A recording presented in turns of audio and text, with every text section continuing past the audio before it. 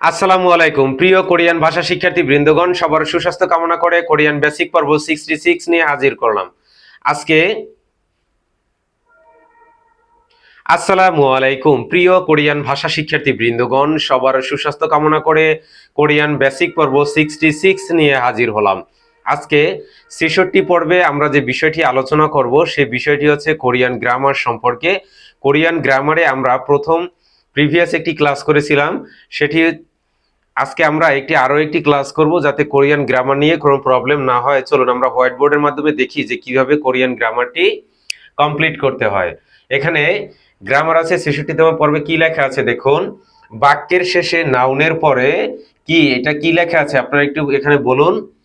হ্যাঁ, ইয়ং ই ম ইম ন ইনি দ আদা, এটা কি আছে? ইমনি দা। তাহলে এখানে কি, বাক্যের শেষে নাউনের পরে যদি একটি বাক্য আপনি বললেন, সেটার পরে যদি কোনো নাম থাকে তাহলে তারপরে অবশ্যই কি করতে হবে, আপনাকে ইমনিদা অ্যাড করতে হবে। তাহলে এখানে দেখুন কি লেখা আছে, ইয়োগী সামুশিল, ইয়োগী সামুশিল। তাহলে আমরা দেখি যে ইয়োগী, ইয়োগী, এখন ইয়োগী মানে কি? ইয়োগী মানে হচ্ছে কি, এটা। ইয়োগী মানে এটা।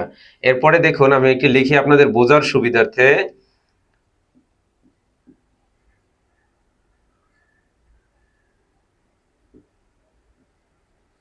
এখানে কি আছে, ইয়োগী, এটা কি হলো শিয়দ আর শা, ম উ মু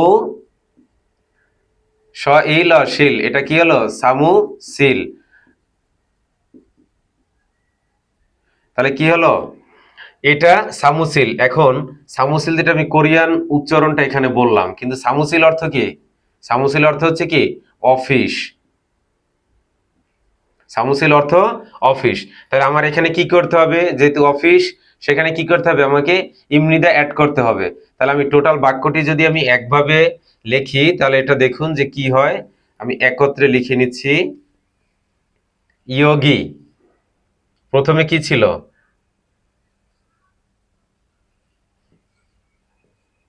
ইয়োগী, তারপরে কি ছিল, সামু, ইয়োগী সামুসুল, তারপরে কি ছিল, ইমনিদা। ইয়োগী সামুশিল ইমনিদা। যদি আপনি বলেন যে শুধু অফিস, তাহলে আমি এখানে লিখি এটা অফিস।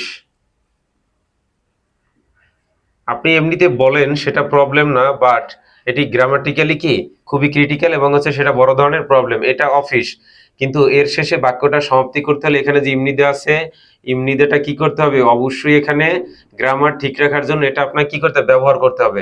তাহলে এখানে কি হলো, এটা অফিস ইমনিদা। এখন আমরা যে বিষয়টি নিয়ে মূলত আলোচনা করতে যাচ্ছিলাম, এখানে যেহেতু ইয়োগী লেখা ছিল, ইয়োগী, এখন ইয়োগী ধরেন সাপোজ এই সামুসিল,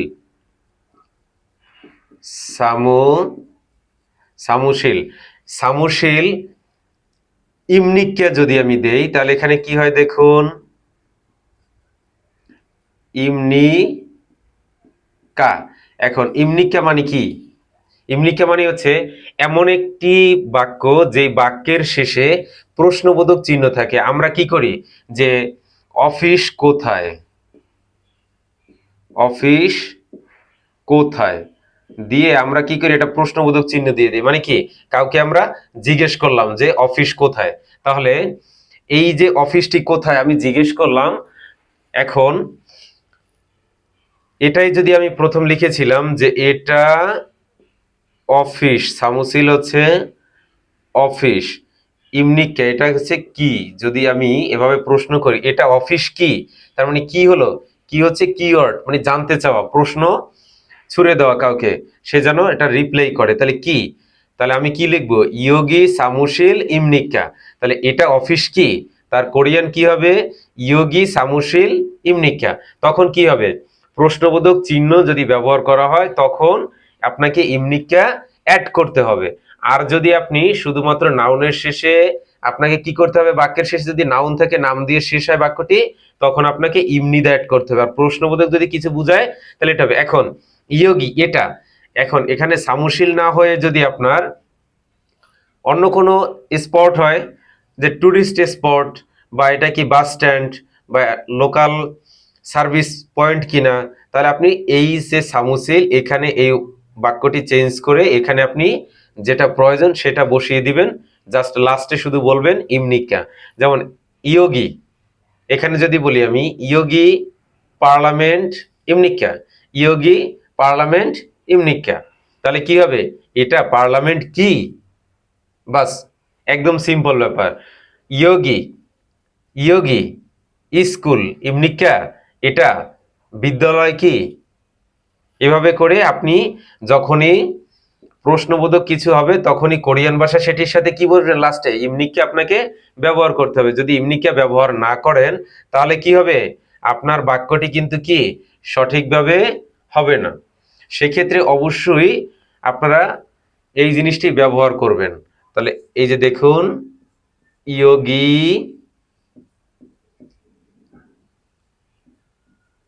সামুশিল ইমনিকা, ইয়োগী সামুশিল ইমনিকা, এটা অফিস কি। তাহলে আপনার এখন বাক্যটি কি হয়ে গেল, সম্পূর্ণ ক্লিয়ার হয়ে গেল। এই বিষয়টি অবশ্যই খেয়াল রাখবেন, তাহলে গ্রামেটিক্যাল যে প্রবলেমগুলো হয় আশা করি সেটার হবে না। সবাই ভালো থাকবেন, সুস্থ থাকবেন, দেখা হবে আগামী কোনো এক পর্বে। ততক্ষণ আপনাদের জন্য আন্তরিকভাবে দোয়া রইল। আসসালামু আলাইকুম, আল্লাহ হাফেজ।